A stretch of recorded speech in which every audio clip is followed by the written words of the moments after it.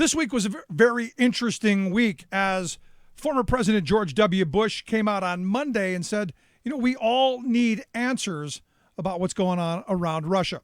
You also had 229 Republicans who just voted to keep Donald Trump's tax returns, secret. And the question keeps coming back to all of this information, all of these arrows pointing towards involvement with the Trump campaign, the president, and Russia. And here to talk a little bit about what we're seeing and maybe the questions we should be asking, I've asked Sarah Kendzior to come talk with us. She's a political writer and author of the View from Flyover Country, essays by Sarah Kendzior. Sarah, thanks for taking time for us.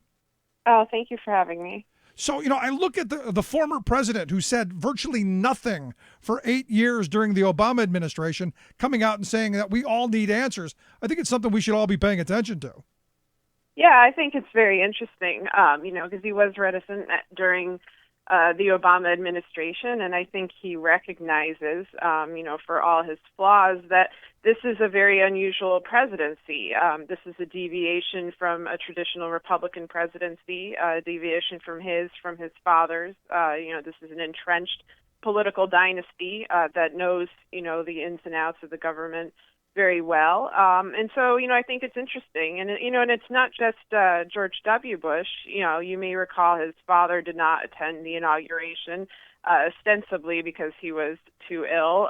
But, and his daughter is speaking at Planned Parenthood. So there's all these little subtle moves going on from the Bush family, which you would expect to be subtle, as this is basically WASP for FU, that seem to be, aimed at taking apart the Trump administration and seeing what's really going on and separating it from, a different kind of Republican agenda. What do you say to those who just throw it off as, well, they're just mad about what Trump did to Jeb? I think to some degree they are mad about what Trump did to Jeb. And, it is important to remember that the Bushes tend to play a very long game when it comes to revenge. You could argue that part of the impetus for the Iraq War was W, carrying on his father's unfinished business. Right. At the same time, though, I think that they do have a more traditional understanding of American governance. I think they realize that Trump is a danger to fundamental constitutional principles in our democracy. And they don't want it torn apart. I think they have enough common sense for that. I think most people should have enough common sense for that, but unfortunately it seems to be lacking in the rest of the GOP. So I do think his comments are sincere. That doesn't make him blameless. That doesn't excuse the atrocities that took place under his own administration. But I think that, he's making some accurate claims.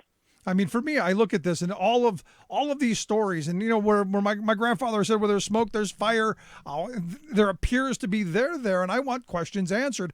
But it doesn't look like the Republicans are really all that interested or willing to investigate this. Look, I want to know if the Trump campaign, in any way, direct or indirect, collaborated with the Russian government. I think that every American should want to know that.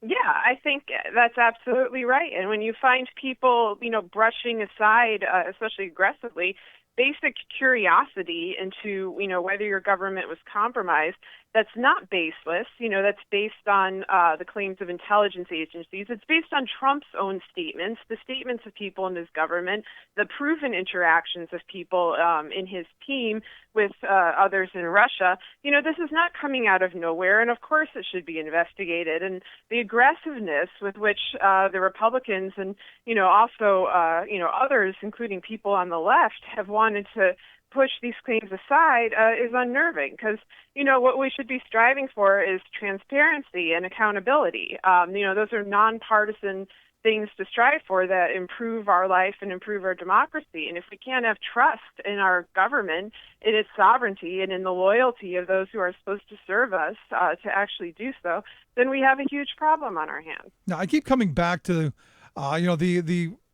the hacking of the DNC, the hacking of Hillary Clinton. And at the time, the Republicans saying, we didn't get hacked. We're much smarter than they are. And, and at the time, me saying there's no way that they didn't get hacked. And I'm looking at 229 representatives voting to keep Trump's tax returns quiet. I got to wonder how many of them have been hacked, and if there is anything that the Russian government or Trump or who knows is holding over their heads so that we're not investigating? It seems like there's something there. Yeah, I think, it's fairly likely that they are hacked. I think, one of the intelligence agencies said they were hacked. I don't know why, if you were Russia, you would not hack everyone, because, the more information you gather, the more control you have. Exactly. There's certainly people, within the GOP who are acting as if they're being blackmailed, if they're being controlled. That could as easily come from Trump's, American team as it could from Russia, as he has a history of doing that. And I think at the same time, you're just seeing opportunism, and it's very short-sighted opportunism, because whatever little victories Paul Ryan and Pence and other more extreme right-wing Republicans think they're going to carry out under this administration are going to be short-lived, because the damage that it's going to inflict to the country is going to make it so unstable that I don't think there's really a career motive or even a profit motive for anybody except for the little, cadre of people surrounding Trump at the very top. But isn't that the point? I mean, I look at his cabinet choices. You look at somebody like Wilbur Ross. You look at somebody like Rex Tillerson, and you go, they've got extensive ties to Russia. And is that not the point? I mean, you've got this handful of oligarchs who are controlling things. Yeah, I think that that's the point for Trump and for, those who have those Russian ties. I think that, people need to look at this, it is a diplomatic crisis, but it's also just, this is a criminal enterprise. I think if people looked at the Russian connection in the terms of kleptocracy, in terms of organized crime, then they may be able to understand it a bit more, because what you're dealing with are sort of two intersecting things, a series of corrupt financial transactions that are aimed at basically, stripping land for parts, stripping down businesses, making sure that, money goes to a small group of people and they're able to profit off the mechanisms of government.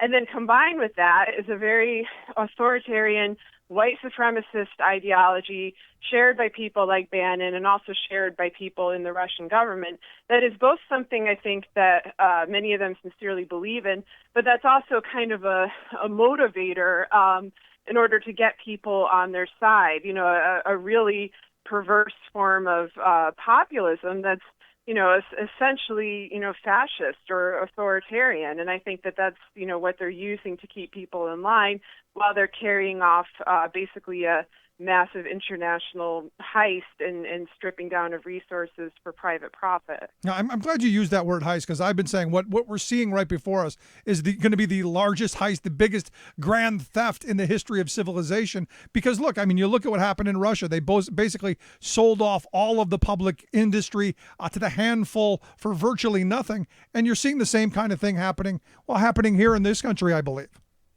Yeah, and I think that Trump has always looked at Russia as something enviable because they didn't have to abide by the same laws that people do in the U.S. He was never able to achieve the kind of wealth and power that a Russian oligarch has.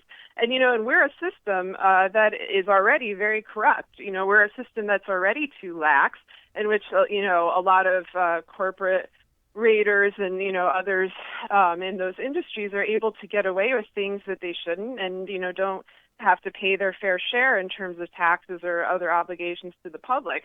And I think that Trump is trying to emulate that system. I think he's very familiar with it, since Russia and other kleptocratic or authoritarian countries have backed so many of his projects. And I think he wants to implement it here for personal gain. I don't think he has any interest in serving the public in a traditional presidential capacity. No, it's about serving the handful. So what do we do? Last question. What do we do on this?